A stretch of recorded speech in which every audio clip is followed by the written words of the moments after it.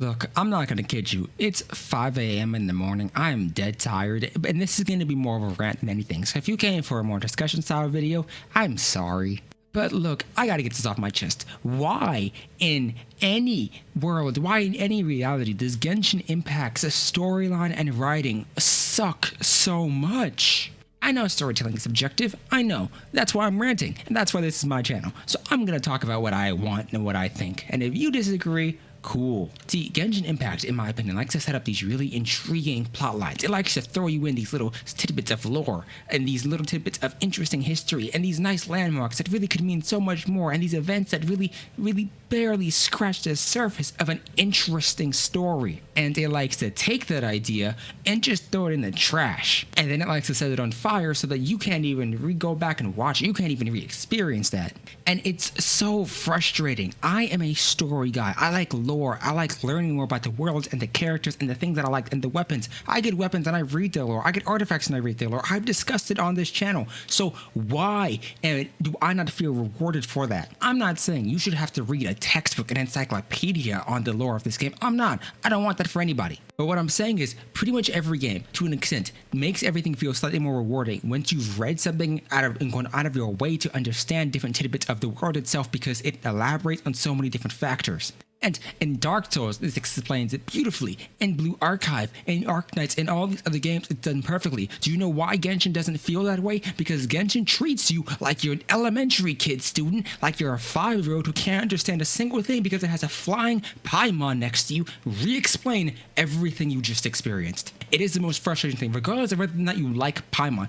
I don't care. Here's the issue. Paimon restates everything you experienced, everything you saw. She restates the obvious. She restates the 5 paragraphs you just heard. And it makes the entire story lose momentum because you could be in the middle of something that feels really important, really hyped up, really fast-paced, and what is she going to do? She's going to stop and tell you a paragraph or state the exact obvious. And I understand that it could be helpful, but Paimon was supposed to be a guide early on. Tell me, what has she done?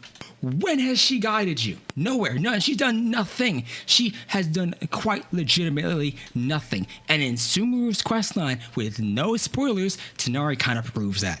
And look, hey, guess what? I'm not going to pronounce his name right. I don't know how. This is what I'm going to say. If you don't like it, cool, fuck off.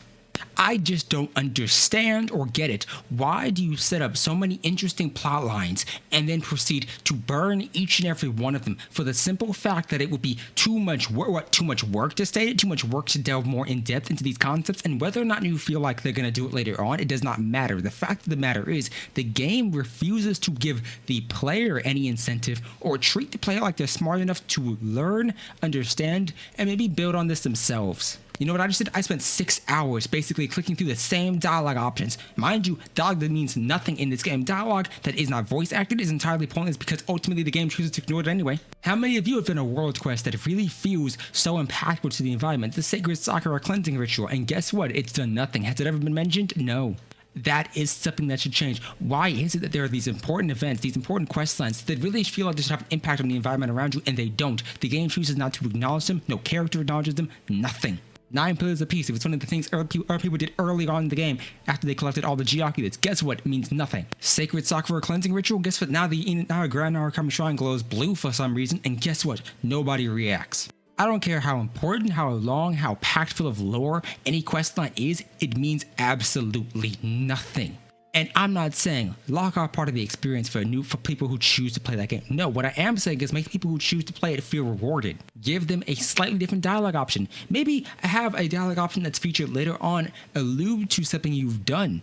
Maybe give us a button to tell Paimon to shut the fuck up. Just one little button, even a skip all button. If I know the quest that I'm getting into has no dialogue that is voice acted, you know what that tells me? The quest isn't important enough for the developers to care about it, enough for the player to care about it. I want a story that feels like it matters to me. I don't want a story that feels like it could be thrown away in the trash and the game wouldn't change a bit. I like it when the game rewards me for exploring. I like it when it rewards me for doing multiple things. And don't get me wrong, I like the lore that I'm learning. Don't pretend like tossing me 40 Primo Gems is really changing the amount of hours I spent. What I don't like is going through a game lore that has so much potential, reading weapons descriptions and reading artifact sets and reading all these little tidbits and things that I really feel like they expand upon the knowledge that I already have of this game and really feel like they provide some degree of clarity and information that I otherwise would not have, but then proceed to slap me back into a main storyline that makes me feel like a silent protagonist and knows nothing about this game with a floating companion who does ultimately nothing for me.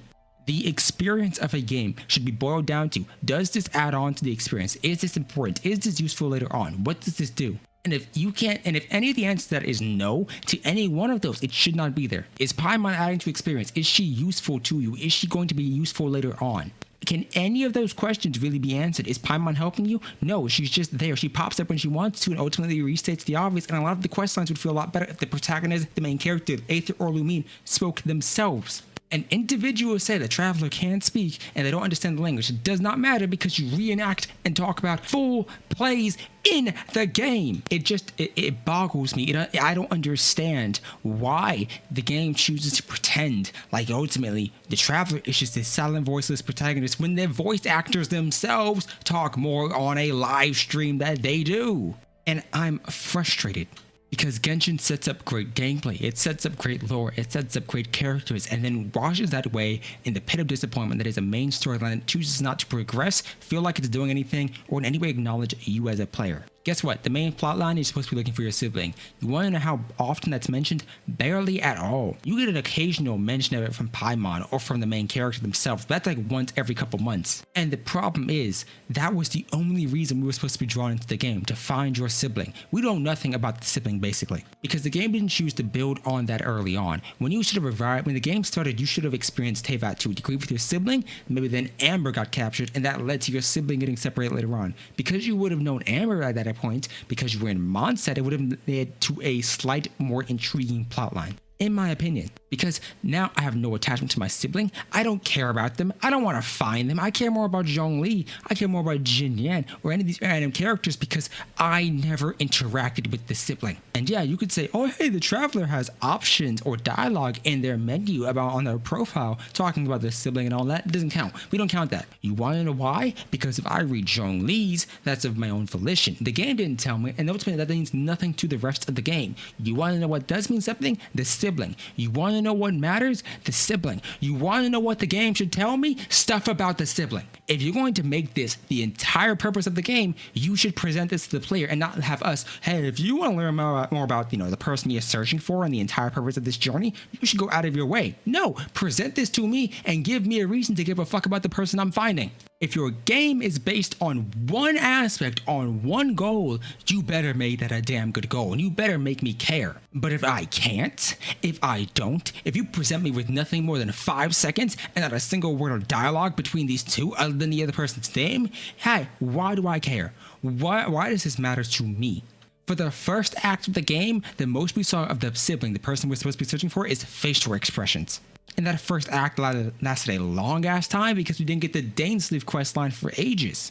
So I don't understand. Why does the game act like the plot is the most important thing in the game? Why does the game act like the plot is more dark and tragic than it actually is? And why does the game choose to incorporate a flying, floating companion that has the most high-pitched voice and does not fit with the scene itself? How many individuals remember Yunshin and Shinhe having a conversation that was really emotional and deep, and then Paimon pops in like, hey, can we move this along? No! Because the issue with the companion is the companion should be there to push the story along, but then when the companion interrupts an otherwise important journey or emotional standpoint, then they are not serving their purpose because they are ruining the emotional vibe of the game or that scene. They're ruining the tone. They do not fit the tone. When I'm actively fighting against the god, the last thing I want is my floating companion to tell me the most pointless, innocuous thing that has nothing to do with what's going on, or to restate the exact obvious thing that I'm looking at. And if you want to have that, fine, but you better have it as a toggle. But Genshin chooses not to. So that's it. This is the rant. Guess what? If you don't like it, here's my one